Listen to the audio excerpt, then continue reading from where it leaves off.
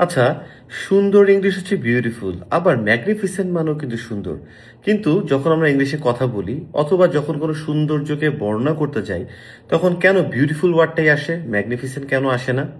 So আজকের আমরা vocabulary এমনভাবে শিখবো যাতে করে আমাদের আইএলস হোক, স্পোকেন ইংলিশ হোক বা যেখানে হোক না কেন, যখন আমরা ইংলিশে স্পিক করব অথবা ইংলিশে রাইট করব, তখন আমরা এই ধরনের কঠিন কঠিন ভোকাবুলারিগুলো নিয়ে আসতে পারি। ঠিক আছে? সো কিভাবে ভোকাবুলারি মুখস্থ করলে সেগুলো আমরা অ্যাপ্লাই করার জায়গায় চলে যেতে পারবো, অ্যাপ্লিকেশন মোডে থাকতে পারবো, এটাই কিন্তু আমরা শিখবো। কিন্তু আমরা সারা জীবন কিভাবে শিখে এসেছি জানেন? সেটা হচ্ছে মুভ মানে নড়া, ম্যাগনিফিসেন্ট মানে সুন্দর, এইটা মানে এটা, এটা মানে এটা, এইভাবে করে শিখে এসেছি। এবং এই জন্য আলটিমেটলি দেখা যায় অ্যাপ্লাই করার আগে আলটিমেটলি আমাদের 10 বার ভাবতে হয়, অথবা আমরা এটা অ্যাপ্লাই করতেই পারি না। সো কিভাবে করব? আমি আমার এক্সপিরিয়েন্স শেয়ার করতে যাচ্ছি। আমি কিভাবে এত হাজার হাজার ভোকাবুলারি মুখস্থ করেছি, এবং এটা শুধুমাত্র আমার আইএলস এর জন্য না, বেসিক্যালি আমি জিমের পরীক্ষার জন্য মুখস্থ করতে যাচ্ছিলাম। সো আইএলস পরীক্ষা কিন্তু এটা আমার খুব কাজে এসেছে। শুধুমাত্র আইএলস পরীক্ষা না, আপনারা যদি এসএটি অথবা যে কোনো ইংলিশ পরীক্ষাও দেন অথবা ইংলিশ স্পিক করেন, খুবই খুবই কাজে লাগবে। ওকে, সো আমি আমাদের যে আইএলস এর প্রাইভেট ব্যাচ আছে সেখানে ম্যান্ডেটরি এভরিডে, আগে করতে হতো 15টা, এখন 25টা ভোকাবুলারি মুখস্থ করতে হবে এভরিডে, 25টা। বাট কিভাবে করবো 25টা আমি বলে দিচ্ছি। কিভাবে করব, কোথা থেকে করব, সেটা আপনি এখন নির্ধারণ করে নেন। আমি আরেকটা ভিডিও বানাবো যে কোথা থেকে আমরা ভোকাবুলারি মুখস্থ করব। কিন্তু আমরা ধরেন যেখান থেকে এখন ভোকাবুলারি মুখস্থ করি, সেই ভোকাবুলারিগুলো আমরা কি করব? সো আমরা যেগুলো মুখস্থ করব সেটা হতে পারে আমরা যে কোনো একটা ভোকাবুলারি বই থেকে। সাধারণত আমি গল্পের বইগুলো সাজেস্ট করি, যেমন দ্য সিক্রেট বই থেকে আমি সবসময় পড়তে বলি, যেটা আমাদের রিডিং যে এক্সামটা হবে আইএলস এর জন্য সেটার জন্য অনেক বেশি হেল্পফুল। সো সিক্রেট বই, দি অ্যালকেমিস্ট, রিচ ড্যাড পুর ড্যাড, এগুলোতে আমাদের কম্প্রিহেন্সিভ অ্যাবিলিটি বাড়ে, রিড করার স্পিড বাড়ে, এবং সেখান থেকে ভোকাবুলারি আমরা নিতে পারি। তাহলে সেই ভোকাবুলারিগুলো আমরা এক একটা ভিজুয়াল প্লটে পাই, যার জন্য আমাদের মনে বেশি থাকে। সো আমরা ভোকাবুলারিগুলো শিখে একটা নোট খাতায় নোট করব। শর্ত নাম্বার 1 হচ্ছে Bangla to English, not English to Bangla. অনেক হয়েছে ভাই ইংলিশ টু বাংলা, আর না, এবার বাংলা থেকে ইংলিশ। প্রথমে বাংলা লিখবো, তারপর ইংলিশ লিখবো। সো আমরা 25টা ভোকাবুলারি আমরা আজকের মুখস্থ করলাম। ওকে, ডে 1 আমি আপনাদেরকে বলছি কিভাবে আপনারা করবেন। ডে 1 25টা ভোকাবুলারি আমরা মুখস্থ করলাম। ডে 2তেও আমরা আবারও 25টা ভোকাবুলারি লিখলাম, এবং মুখস্থ করতে যখন যাব তখন আমরা সেগুলো মুখস্থ ফার্স্টে করব না।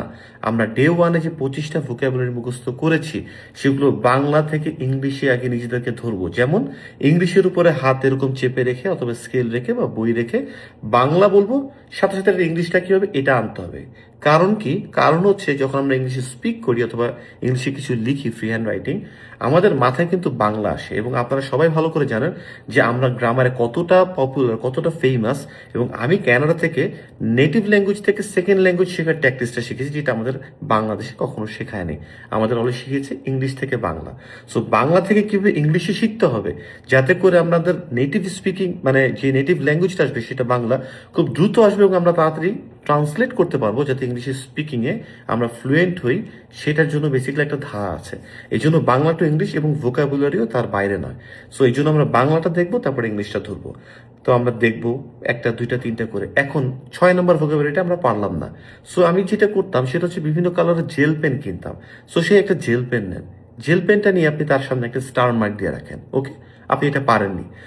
8 নম্বর, 9 নম্বর আপনি আবার পারলেন। 20 নম্বর ভোকাবুলারি যে দেখলেন ওটা আপনি পারলেন না, আরেকটা স্টার মার্ক দিয়ে রাখলেন। 21 নম্বরও পারলেন না, আরেকটা স্টার মার্ক দিয়ে রাখলেন। মনে করেন যে আপনি 25টার ভিতরে আপনি সেকেন্ড দিন ভোকাবুলারি মুখস্থ করার আগে যখন রিভাইজ দিচ্ছেন, দেখলেন আপনি 5 থেকে 6টা পারলেন না, একটা করে স্টার মার্ক দিয়ে রাখলেন। এইবার চলে যান নেক্সট ডে ভোকাবুলারি মুখস্থতে। সো 25টা আবারও করলেন, গেল।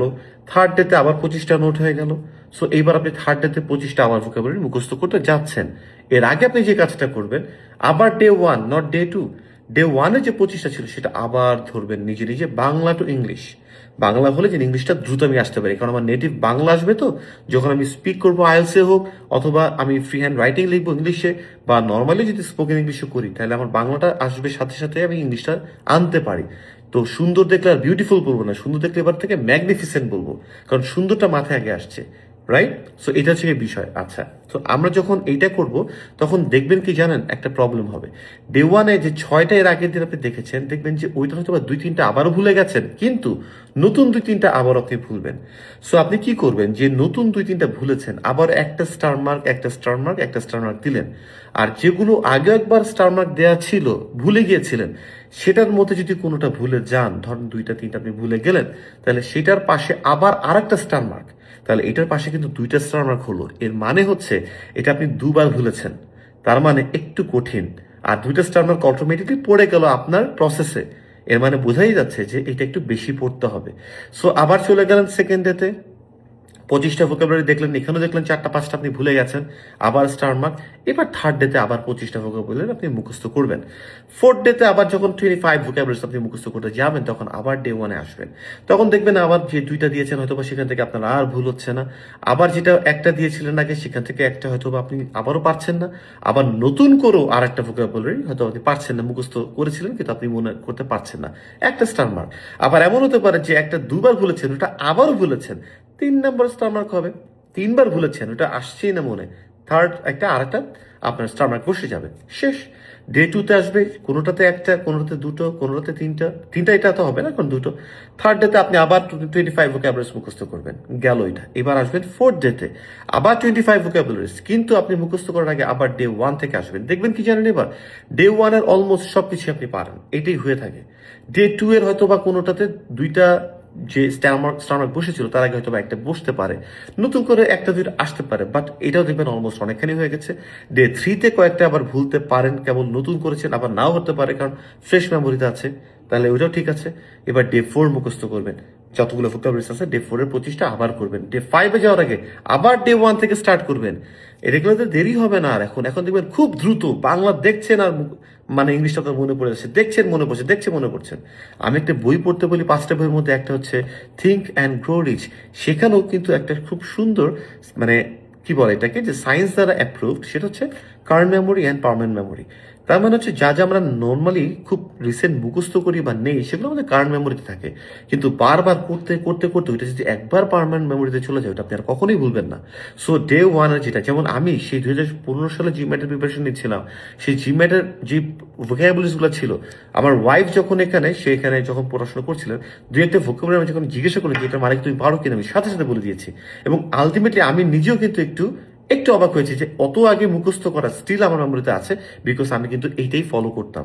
সো এরকম day four, day five, day six, যখন আপনি 10 দিন পার হয়ে যাবেন না, আপনি দেখবেন আপনার day one, day two, day three, এই 3 দিনে যে 75টা ভোকাবুলারি পানির মতো আপনি মানে মানে বলে যাচ্ছেন আর কি। আপনি দেখবেন যে এটা আপনার কোনো মিস্টেকই হচ্ছে না। যখন আপনার 15 দিন, 20 দিন হয়ে যাবে, 20 দিনে আপনি দেখেন আপনি কিন্তু 20 দিনে 500 ভোকাবুলারিজ মুখস্থ করে ফেলেছেন। সো এই 20 দিনের সময় আপনি দেখবেন ফার্স্ট 10 days এর ভোকাবুলারিজ আপনার একদম মুখস্থ। আর বাকি 10 দিনে হয়তো বা একটু এদিক ওদিক হতে পারে। আপনি যখন এটা 30 days করবেন, তখন আপনি দেখবেন প্রথম 10 দিন না, প্রথম 15 দিন একেবারে ঝাড়া মুখস্থ হয়ে গেছে, বাকি 15 দিন একটু এদিক ওদিক হবে। ঠিক এইভাবে আপনি 2টা মাস এভরিডে 25 ভোকাবুলারি যদি মুখস্থ করে থাকেন, আমি আপনাকে গ্যারান্টি দিয়ে বলতে পারবো আপনার স্পিকিংয়ে ভোকাবুলারি আনতে, সিনোনিম আনতে কোনো সমস্যা হবে না। স্পিকিং আমার আপনার মার্কস বেড়ে যাবে। লিসেনিং এর ক্ষেত্রে যতই ওরা সিনোনিম দিয়ে আপনাদেরকে মানে ট্রিক ট্রিক ট্রিট করেন, আপনার কোনো লাভই হবে না, কারণ হচ্ছে আপনি এটা জানেন, ভোকাবুলারি আপনার ব্যাংক বেশি বড়, আপনি এটা পারবেন। রিডিং এর ক্ষেত্রে প্যাসেজগুলো অনেকটাই সলভ করে ফেলতে পারবেন, এবং রাইটিং এর ক্ষেত্রে আপনি ডিফারেন্ট ভোকাবুলারিজ নিজে নিয়ে আসতে পারবেন। আপনার আইএলটিএস ওভারঅল স্কোর খুবই ভালো হবে ইনশাল্লাহ। 2 মান্থস এরকম 25টা করে করবেন, যেভাবে বলেছি এরকম স্টার মার্ক দিয়ে যাবেন। একটা সময় ইনশাল্লাহ দেখবেন কি জানেন, আপনার সব স্টার মার্কগুলো উঠে যাবে। সো ভিডিওটা যদি ভালো লেগে থাকে অবশ্যই লাইক দিবেন। আপনার যদি ভিডিওটা মনে হয় যেটা শেয়ার করা উচিত, ইভেন যারা আইএলটিএস পরীক্ষা দিচ্ছে না তাদের সাথে দয়া করে এটা শেয়ার করে দিবেন ইনশাল্লাহ। নেক্সট ভিডিওতে আবার দেখা হবে। কোন ধরনের লেসন্সগুলো আপনারা চান কমেন্ট বক্সে লিখে জানাবেন। আমি শুভ বলছি কানাডা থেকে। আবার পরবর্তী ভিডিওতে দেখা হচ্ছে। সবাই ভালো থাকবেন। আল্লাহ হাফেজ। সালাম আলাইকুম। ফিয়ামানিল্লাহ।